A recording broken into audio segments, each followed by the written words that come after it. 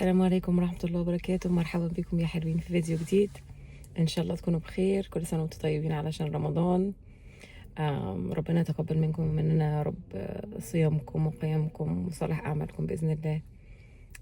بقالي كتير ما صورتش، طبعا كله مشغول ما بين الشغل وما بين الفطار والعبادات والصلوات، وستات البيوت اللي بيشتغلوا وراهم الأكل وتحضير الحاجات الحلوة اللي بيحبوهم، وأنا زيكم أكيد يعني. انا كل شويه ابتدي فيديو اكون رايحه الشغل او حاجه وما ارجعش اخد كليبس تاني. عندي بدايه فيديو كذا فيديو وبعدين ما بكملش الفيديو، يعني بنشغل باللي بعمله يعني.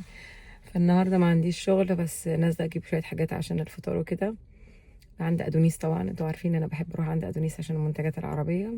هحاول اخد شويه كليبس جوه عشان طبعا الاسعار اتغيرت كمان مره. اللي عايز ياخد فكره، الفيديوز ديت ناس كتير بيحبوا يتفرجوا عليها وانا من ضمنكم، عشان باخد افكار الناس بتشتري ايه اكشلي. عشان ساعات الواحد بيزهق من بيجيب نفس الحاجه ويعمل نفس الحاجه، بتكون الحاجه بورينج يعني. ف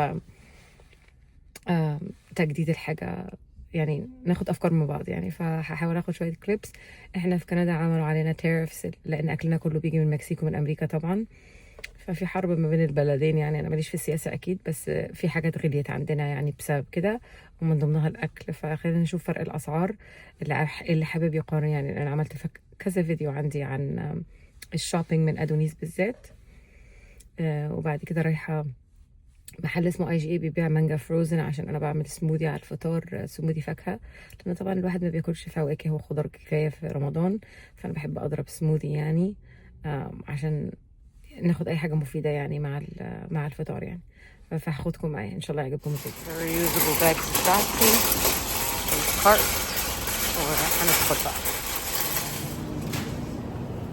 ده سكشن حاجات عليها سيل. كيس ليمون ب $4، استفندي ب $5.99، افوكادو $2.99. في هنا بيريز وحاجات، فراولة ب $2.99. خضرة عشان المحشي، بقدونس التلاتة ب5، كزبرة ب $2. في الشبت بيبقى قدام شوية هنا.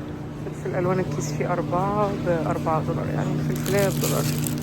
ده سعر كويس اكشلي، مش وحش، بس أنا مش محتاجة عندي لسه. بقى السبريت. الفلفل ده حلو اللي بيحب الحراق، بس مش كله حراق. اللي بيعمل مسقعة وبيحط فيها فلفل ده حلو. ده الفلفل اللي ممكن يتحشى لانه بتبقى رفيعه. لما بكون هعمل محشي فلفل بجيب ده. ثمنه $5.99 باوند، $13 وشويه الكيلو. ممكن دي الباوند $1. السعر ده كويس. انا من زمان ما شفتش طماطم $1، بس طبعا شكلها خيار مش طماطم شويه. دي شكلها طماطم فعلا. اهي الباوند $3. قشطة لزوم الحلويات ال3 ب6، مش محتاجاها. كرنبيط الواحدة ب6، خيار الواحدة ب3. الجبن والحاجات دي بس بيبقوا حاطين فوقيه القطايف. الكتاب من دول فيها 10 ب$4. قطايفهم كبيرة مش زي اللي في مصر، بس ظريفة عادية يعني. الزبادي ده نوع كويس ب$3.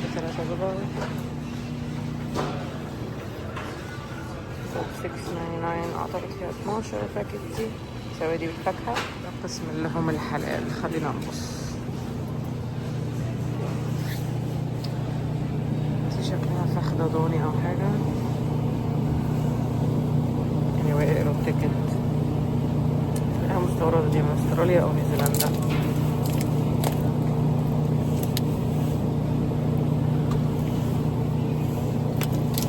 مش قادرة أحدد، بس أنا متأكدة إنها مستوردة. كبدة سعر الكيلو 24. ده المرجاز بتاع المغاربة. سعر الكيلو 22. بيف كيوبز سعر الكيلو 37.45. دي لحمة متقطعة بفتيك، بس ديت اللي هي الجرين فيد فيو، فدي غالية شوية. دي الكيلو ب37. البيف العادية الكيلو ب24. هي دي تقطيعة البفتيك. القطعيات ديت والحاجات اللي فيها عظم دي انا مش بشتريها صراحة، هم عندي ما بياكلوهاش، بس سعرهم $30 الكيلو. مش عارفة اسمها ايه دي اصلا انا.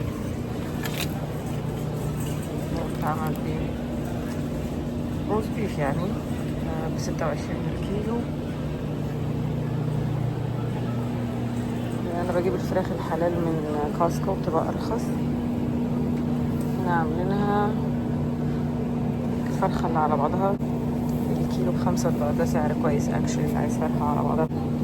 بيبيعوا حاجات متبلة مثلا زي ده يشتروا ب$11 $11.25 per piece.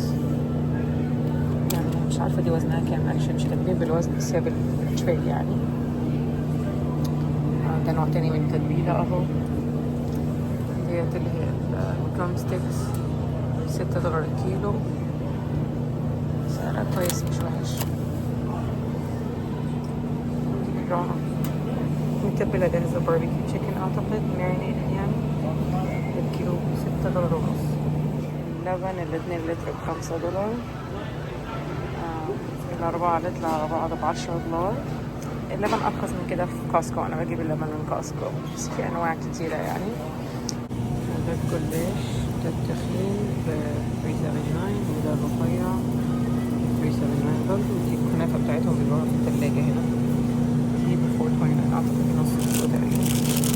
البصل الاحمر 3 باوند $4. الاصفر 5 باوند $5. دول 2 باوند ب2 ب5. بس انا هاخد ال5 باوندز. في حاجات تانية بقى بصل ابيض كده $6.59 كيلو. انا مستعملوش ده صراحة.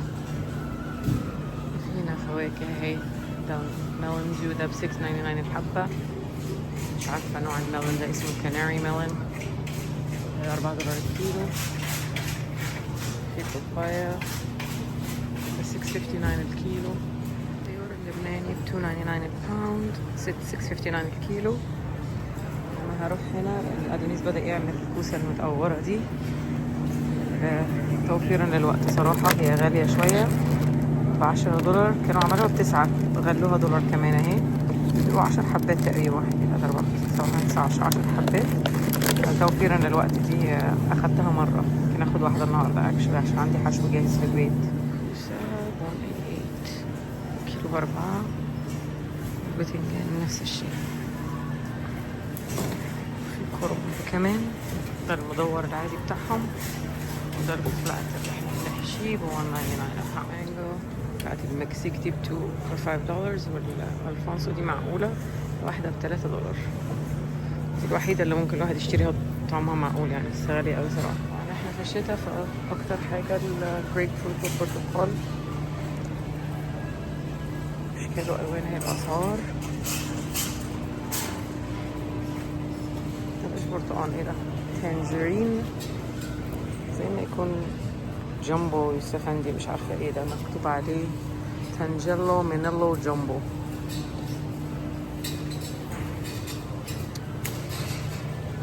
دي برتقالة شكلها مكشر اوي مش عارفة ليه. anyway انواع السيترس كلها. ده مكتوب عليه سومو سيترس، شكله كده غريب. وده كير اورنجز، دي احلى اورنجز في نظري $6.59 الكيلو. عندي الاسباني اللي شبه اللي في مصر ده $8.80 الكيلو $3.99 باوند. طعمه كويس ده طعمه جميل جدا لما بيستوي، بس غالي صراحة $22 الكيلو. ساعات بيعملوا علبة بتبقى $3 فيها زي 300 جرام، بيبقوا لمين المستوي لان الناس هنا ما بيحبوش الحاجة البروزد او المستوية، يقوموا لمين الحبات اللي زي كده وعاملين فيهم علبة. بس انا مش هشتري ده هيعطش. العنب $10 وشوية الكيلو. اعتقد ممكن يكون ارخص من كده شويه في كاسكو. لا العلبه بيبقى فيها تقريبا 900 جرام $10 برضه، فايتس ذا سيم يعني. كل الالوان. ده العنب اللبناني الصغنطوط ده زي اللي في مصر $13 الكيلو اغلى. بلاك $4.69. كلهم نفس السعر بس الالوان كلها يعني. الفواكه الافوردبل هنا في الشتاء بيبقى التفاح دايما $3 الباوند تقريبا كل الالوان. الجالا او الجراني سميث ده الاخضر، ده المفروض انه اصفر بس هو شايفه اخضر. انا اكيد هيبقى في مزازه يعني. دول مش عارفه كريسب ايه ولا كريب، هاني كريسب، كلهم نفس السعر تقريبا $2.99 الباوند. العصاير refrigerated انا عايزه اخد واحد اورنج عشان هعمل فروت سالاد واحط فيها الاورنج جوس عشان الفاكهه ما تسودش يعني. اكشلي سعره حلو، عليه عرض النهارده. شوفوا العادي بتاعه كان ب 9.29، 2 لتر ونص. النهارده ب $4. ده سعره كويس. لو الاكسبيريشن ديت بعيده عند المكان ممكن اخد 2 اكشلي. هو ده بس اللي عليه عرض، اللي هو يوم 14 مارس يعني. ده كمان يومين 3 اكشلي. النهارده 11 احنا دوت اليوم 23 معلهوش عرض اهو. ثمنه 8.49. ممكن ناخد واحد مش مشكله. anyway الحاجات ديت مبستره. انا expiration date best before they suggested date فعادي يعني. انا صورت في ادونيس مره في رمضان قبل كده، يبقى عاملين في قدام في المحل من قدام خيمه رمضانيه فيها الحاجات يعني اللي احنا المسلمين او العرب نستخدمها في رمضان بقى، زي المكسرات، قمر الدين، راسيا اهي. في ثمنها 7.99 400 جرام. ديت مش عارفة ثمنها كامل. جوز الهند الزبيب $4 3.99. ممكن اخد واحد من دول اكشولي. انا هبقى اوريكم في الاخر انا اشتريت ايه. مش ده ب 7.99 400 جرام، نص كيلو تقريبا او اقل من نص كيلو، حاجة بسيطة. اكشولي مدي اخد الزبيب الفاتح ده احسن. $4 الزبيب. المكسرات ده 15.99. البيستاش 450 جرام ب $16. المكسرات دي هتكون ارخص في كاسكو، انا ما بجيبهاش من هنا. عاملين عصير بيست المصري ده والاتنين ب5، ده سعر كويس. دي حاجه من الحاجات اللي بنحبها اكشلي، نوستالجيا من مصر بقى وكده. معايا البلح وقمر الدين. القمر الدين ب4.5 اللفه. هي ماركة واحدة مش أنواع كتيرة. دوت اللي هي العجوة ديت بيست بيقولوا عليها. دي ثمنها 1.99، رخيصة دي بقى عشان الكحك العيد والحاجات دي أعتقد. أنا ما بشتريش ديت. لو هعمل حاجة بجيب البلح وسيحه بنفسي يعني صراحة. معرفش دي ضيف الله ايه يعني. مع مكتوب ديتس بس يعني. ده البلح دي زي العجوة كده، بتبقى حلوة برضه. انواع تمر، اسعار فوق اهي in general يعني. سمنة وسكر 2.99. انا عايزة كدني بينز اكشلي، دول ال3 ب5. هي الفاصوليا البيضاء. الفول في الرف اللي فوق خالص ده الامريكانا ده ب 2.29 الكان. بس الكنز مش كبيرة يعني، بورشن تكفي شخصين او 3 يعني. ودي انواع بقى البقوليات كلها اللي بتبقى جاهزه في الكنز. عاملين عرضهم 3 ب5 من اي حاجه من البينز يعني. سمكي المفضل ابو 19 كيلو. اول مره اشوف القطايف المحشيه. الجوز بيبيع قطايف محشيه جاهزه اهي. دي نتس، قطايف نتس ب $12. 1 2 3 4 5 6 حبات ب $12. اول مره اشوفهم بيبيعوا ده. حاجات زي السمبوسة اهي، مش عارفة دي محشية ايه. مكتوب عليها ادونيس شبيات ديزرت. مش عارفة، لو حد يعرف يقول لي ايه. شكله جلاش يعني مسكر، بس مش عارفة محشي ايه صراحة. $15 زي 6 حبات برضه. حاجات تانية اهي برضه حلويات يعني جاهزة على التحمير دي وسقسق الشربات. بس أول مرة أشوفهم إن هم بيبيعوها، دي حاجة كويسة يعني. مخبوزات الفريش بتاعتهم، أنا بحب البيتي فور بتاعهم بصراحة. في طبعا حاجات شرقية والحاجات الملزقة دي كلها مش عارفة هي أنا.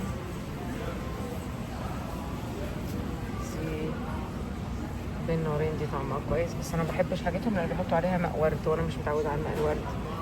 بتاعت السوريين أفضل بالنسبة لي. مجربتش الزيوت قوي لأن بصراحة أدونيس أغلى من كاسكو. أنا دايما بجيب الزيت اللي من تونس ده من كاسكو، بس الأسعار اهي في المحلات العادية اللي حابب يشوف. ده زيت زيتون ب$40. الإزازة ديت فيها لترين على ايه مش عارفة بصراحة، غالي قوي يعني. ماما روزة دي شكلها حاجة أي كلام يعني. هتلاقوا دوت مجمعينه من كذا بلد، بس سعره حلو قوي $8. نفس الماركة ديت هتلاقي لي 3 لتر أقل. يب ب25. للاسف وايت كليوباترا، ده يمكن يكون مصري معرفش. 37.99 3 لتر زيه كده، مكتوب عليه 100% extra virgin olive oil from Lebanon. ده من لبنان تسبورت طبعا البلد العربية. 32.99 ده سعر كويس ل almost 3 لتر 2.8 liters. excuse me. دي بقى الزيوت اللي هي المهدرجة ديت، مش صحية يعني، بس اهي 3 لتر sunflower oil ب $14. مازولا vegetable oil ب $12.99 3 لتر برضو. actually 2.84 أقل شوية. اللي جنبهم هنا حاطين طحينة واللي هي السمنة، الحاجات الفيجيتابل، حاجة من الزيوت النباتية برضو. عايز اخد فكرة عن الأسعار. فاضي فرجكم انا اشتريت ايه. انا مكنتش ناوي اشتري كتير كده صراحة، بس ده اللي حصل. جبت أقل من نص كيلو بيتي فور، حاجة حلوة. جبت 3 علب كيدني بينز، 3 ب5 ديت، الفاصوليا البيضاء، نوعين بصل احمر واصفر. جبت الكرواسون دوت سهل، الولاد بياكلوا اي حاجه سريعه في السحور. جبت الاورنج جوز دوت اللي هو كان مكتوب عليه 3.99 علشان انا عايزه اعمل فروت سالاد النهارده، لان احنا ما بناخدش فواكه وخضار كفايه في رمضان، عايزه اعمل فروت سالاد. ده سبب البطيخه دي اكشلي ب $10. نورمالي انا ما اشتريهاش، بس الواحد عايز الفاكهه اللي فيها ميه. اخدت سمكتين، بفكر اعمل سمك النهارده. عارفه في ناس ما بياكلوش سمك في رمضان بيخافوا يعطش، انا مش فارقه معايا صراحه، فنفسي فيه فجبته. اخدت 2 قطايف من اللي هي ب $4، هعمل واحده حادق واحده حلو. جبت الكوسه المقوره لان عندي حشوه محشي باقيه من المره اللي فاتت. جبت فراوله عشان الفروت سالاد، واحد زبادي، العنب نوعين عشان الفروت سالاد، واحدة بقدونس، افوكادو عشان بحط دولت في سموذيز. اكشلي الكيس ده فيه 6 حبات ب $3، سعرهم كويس قوي. جبت كام كوسايه بس عشان شوربه الخضار. جبت العصير المصري الاتنين ب5، كوكتيل ومانجا. جبت المرقه، انا عارفه ان دي مش صحيه بس صراحه بتسعف لما الواحد ما يكونش عنده شوربه، وواحده زبيب. ذاتس ات. خلينا نشوف حاجه فعونا يا حلوين. 154.83 $155 في شويه الحاجات دول. انا ما اشتريتش لحمه ولا فراخ، حتى اكل السمك لشخصين يعني. الاسعار عاليه في الشوارع. خلصت ادونيس. انا رايحه محل تاني اسمه IGA عشان عايزه اجيب فروزن مانجو عشان اعمل سموذيز. زي ما قلت لكم احاول احط فاكهه او خضار في الاكل عشان الولاد ونشرب سوائل يعني. بس المانجا الفروزن في المحل ده بالتحديد هي افضل واحده بالنسبه لنا يعني. زي ما انتم شفتوا الاسعار، في حاجات غاليه قوي وفي حاجات لسه في متناول الناس يعني. فهم هنا دايما المحلات البقاله بتعمل حاجه اسمها اوفرز يعني اسبوعيه، بيبعتوا فلايرز او سيركولير على البيت. واونلاين كلها اصلا دلوقتي بقوا يبعتوها على البيوت. اكشلي انا بشوفها اونلاين انيويز. اللي عنده وقت طبعا ومقدره ان هو يلف على كذا محل، ممكن يروح يجيب الحاجات اللي عليها عرض للاسبوع من محل معين. الفراخ عليها عرض هنا يروح يجيبها، ما اعرفش الخضار عليه سيل فين يروح يجيبه. بس انا بصراحه بحب ادونيس لان حاجته فريش وعليه سحب، فدايما الحاجه كويسه يعني. في محلات ارخص من ادونيس فور شور، انا عارفه ده. في محل اسمه ماكسي ارخص، في محل اسمه سامي فروت ارخص. انا جربت المحلات ديت، انا ما بفضلش ماكسي صراحه، جوده الحاجه بتاعته مش كويسه بالنسبه لي. سامي فروت حاجته كويسه بس لازم تستخدمها في خلال 2 أو 3 لان الحاجه ما بتعيش. الكواليتي بتاعتها وانت بتجيبها فريش كويسه جدا، بس انا ما عنديش وقت ان انا اروح كل 2 3 ان انا اجيب طبعا البقاله. فلما اجيب الحاجه عايزاها تعيش اسبوع يعني في الثلاجه يعني. فانا بستريح في حاجه ادونيس انيويز، بس هو اغلى سنه من المحلات التانية. انا عارفه ان في محلات ارخص. هنروح بقى IGA. انا عايزه اجيب من هناك البرجر بانز لان انا جبت اكله سمك كده، عجبني السمك فجبت سمكتين، فهعمل سمكتين النهارده. بس انا قلت لكم قبل كده اولادي ما بياكلوش السمك، فهعمل لهم برجرز. فعايزه اجيب برجر بانز فريش يعني مخبوزه، واجيب الفروزن مانجو من المحل التاني. بقايا الجبال السنو لسه بتسيح، بس بيبقوا زقينها في الباركينج لوتس كده. دخل الربيع ان شاء الله يبتدي كل ده يسيح. هلا IGA اللي انا رايحه عشان اجيب المانجو والبرجر. Bienvenue chez IGA.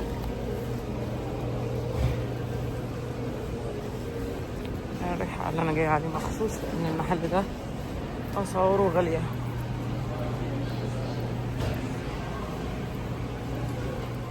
باجي هنا لحاجات معينه.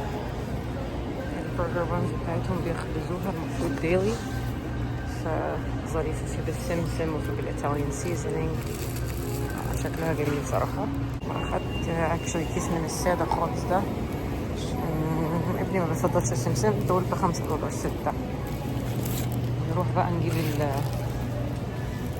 المانجو. هذا شكل المحل وانا حافظة انا عايزة ايه، فانا بمشي بسرعة صراحة.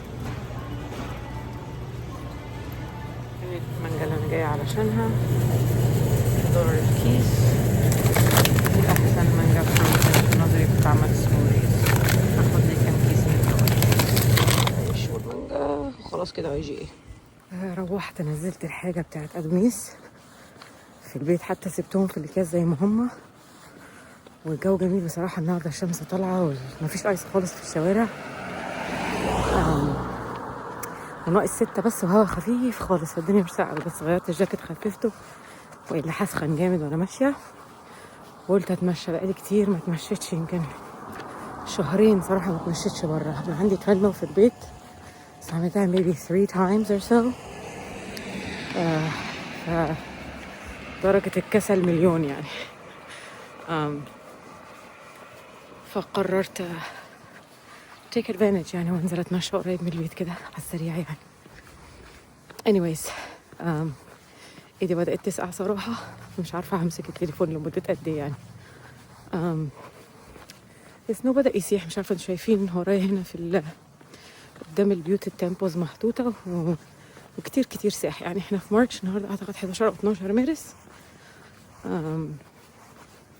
ففي ريحة الربيع يعني. الشمس اللي طالعة دي حاجة جميلة ونادرة صراحة في الشتاء هنا. anyways fresh air والشمس سبحان الله والحمد لله بجد. المهم اخباركم انتوا ايه في الصيام؟ اكشلي احنا الصيام عندنا الحمد لله السنة دي الساعات بتاعته مش كتيرة خالص. اول ما ابتدينا كان الفجر على 5 تقريبا والفطار على 6 بالليل. بعدين غيروا الساعة الويك اند اللي فات، فبقى دلوقتي الفجر على 6 إلا 10 اعتقد، والفطر بقى على 7، which is 13 ساعة. ده سهل جدا مقارنة في الصيف، والمغرب يبقى الساعة 9:30 بالليل، بيبقى مع الحر يبقى صعب صراحة. انتوا عاملين ايه في الصيام؟ طبعا الأجواء في البلاد العربية غير هنا خالص. والناس فاكر الناس في مصر في ناس بيسهروا من الفطار للسحور وبيناموا بالنهار، او في ناس بيمشوهم بدري من الشغل. مفيش الكلام ده هنا طبعا. احنا الدوام كامل والمدارس يوم كامل للولاد وكده يعني. anyway هنا مش عايزة فاكرة نفسي هرجع، بس دلوقتي زي 25 دقيقة ماشية ولسه هلف واعمل لوب تاني يعني. انا لابسة شوز اصلي انا مش سقعانة، خفت الجاكيت عشان مش سقعانة، بس بيسقع الاطراف اللي هي صوابع ايديا وصوابع رجليا يعني. فالحمد لله دافيانين يعني، فهكمل وما فيش اي عطش ولا اي حاجة يعني.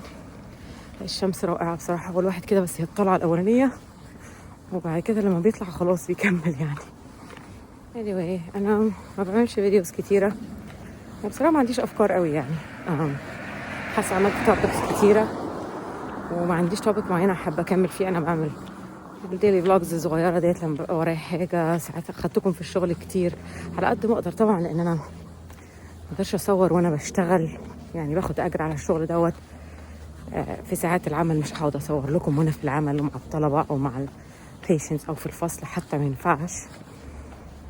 في restrictions وطبعا انا مش عايزة اعمل كده، انا عايزة اركز في شغلي. بس ايه تاني اللي اعمله؟ مش عايزة اعمل just فيديو لمجرد ان انا اعمل فيديو، لان انا ابتديت اليوتيوب دوت لان حسيت ان عندي حاجات عايزة اشاركها. I don't know، حسيت ان حاجة بتقولي اعملي channel فعملته، ودلوقتي الحمد لله بقى في ناس متابعة يعني، مش كتير ولا حاجة. ما عنديش ارقام كتيرة ولا سبسكرايبرز بالهبل ولا اي حاجة، بس عايزة احترم وقت الناس ديت يعني. اشكركم جدا على فكرة. الستاتستكس بتاعت اليوتيوب بتاعتي لما بتفرج على كل حين ومين يعني ببص مكتوب لي اكتر ناس بيتفرجوا عليا من مصر ومن السعودية ومن الجزائر. فاشكركم جدا على متابعتكم. استغربت السعودية شوية، انا اختي عايشة في السعودية actually، انا عمري ما رحت، بس ان شاء الله يوما ما في الخطه قريبا ربنا يكتبها لي يا رب، عمره او حجه او حتى زياره. يعني انا راضيه يعني. فبشكركم جدا على متابعتكم. قولوا لي حابين تشوفوا ايه الكونتنت اللي انتوا عايزيني اصور كمان منه، او لو عندكم اسئله اكتبوها لي عشان اعمل فيديو خاص بيها، يعني عشان ما اضيعش وقتكم يعني. و اكشن عمري ما قلت لحد بليز سبسكرايب تو ماي channel ولا فولو مي on انستغرام ولا اي حاجه زي كده، بس انا عندي اعتقد 12,000 فولور دلوقتي، وعندي 200 على الانستغرام او حاجه زي كده. فلو انت او انتي بتتابعوني هنا بليز فولو مي على انستغرام. واليوتيوب statistics بتقولي ان 90% من اللي بيتفرجوا على الفيديوز مش سبسكرايب، يعني بس 10% منكم سبسكرايب عندي يعني. فلو حابين الكونتنت دوت، لو مش حابين بليز دونت سبسكرايب، ما تضيعوش وقتكم. سبسكرايب على حاجه تحبوها يعني ومفيده ليكم. بس قلت اقول يعني مش هقعد اقول كتير يعني، هي مره كده كل سنه ولا حاجه، بس دي اول مره اطلب من حد يعني تو سبسكرايب if you're not subscribed. لو عايز تشوف محتوى مني يعني، واكتبوا لي حابين تشوفوا ايه مني يعني. اقلب الكاميرا وافرجكم الفيو اللي انا ماشيه فيه. فطبعا الرصيف الحمد لله ساح ومفيش اي ايس، على الجناب كده في ايس خفيف، فانا لابسه شوز بتمشى بشوز، لان التمشيه ببوت مده صراحه مش مريحه بالنسبه لي.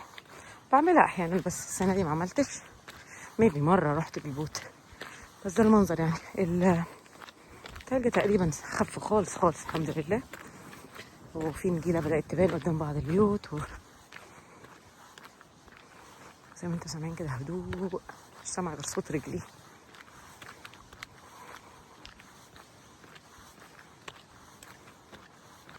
هكمل بقى I don't know 20 minutes فاضلين لي 25 دقيقة قبل ما اروح.